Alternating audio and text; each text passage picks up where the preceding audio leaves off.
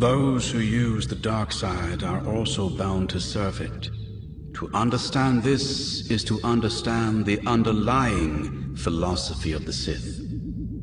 Bane sat motionless, eyes riveted on the avatar of a Dark Lord 3,000 years dead and gone. Revan's projected image winked out of existence, then slowly flickered back into view. The holocron was failing, dying.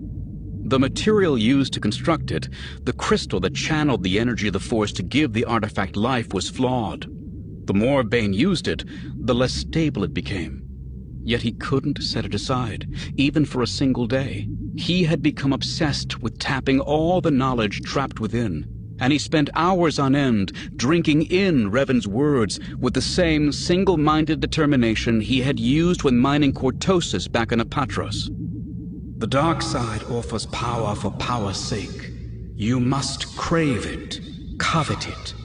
You must seek power above all else, with no reservation or hesitation. These words rang especially true for Bane, as if the pre-programmed personality of his virtual master sensed it was nearing its end and had tailored its last lessons especially for him. The Force will change you. It will transform you. Some fear this change. The teachings of the Jedi are focused on fighting and controlling this transformation. That is why those who serve the light are limited in what they can accomplish. True power can come only to those who embrace the transformation. There can be no compromise. Mercy, compassion, loyalty, all these things will prevent you from claiming what is rightfully yours. Those who follow the dark side must cast aside these conceits. Those who do not, those who try to walk the path of moderation, will fail, dragged down by their own weakness. The words almost perfectly described Bane as he'd been during his time at the Academy.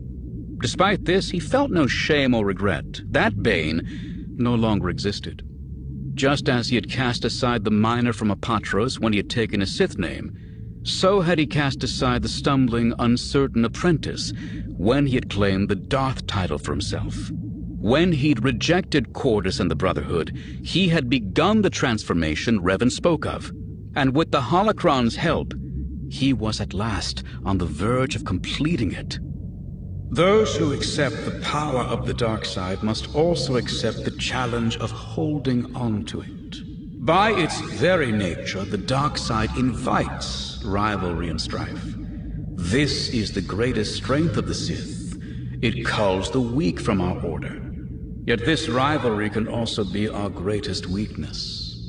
The strong must be careful lest they be overwhelmed by the ambitions of those beneath them working in concert. Any master who instructs more than one apprentice in the ways of the dark side is a fool.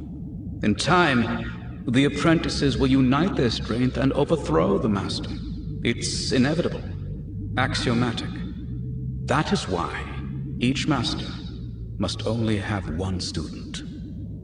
Bane didn't respond, but his lip instinctively curled up in disgust as he remembered his instruction at the Academy.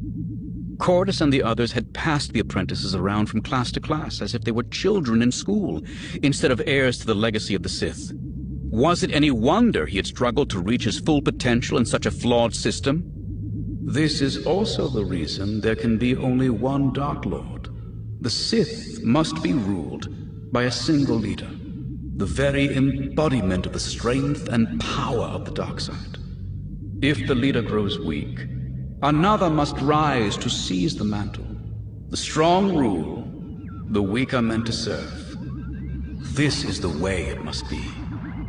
The image flickered and jumped, and then the tiny replica of Darth Revan bowed its head, drawing its hood up to hide its features once more. My time here is ended.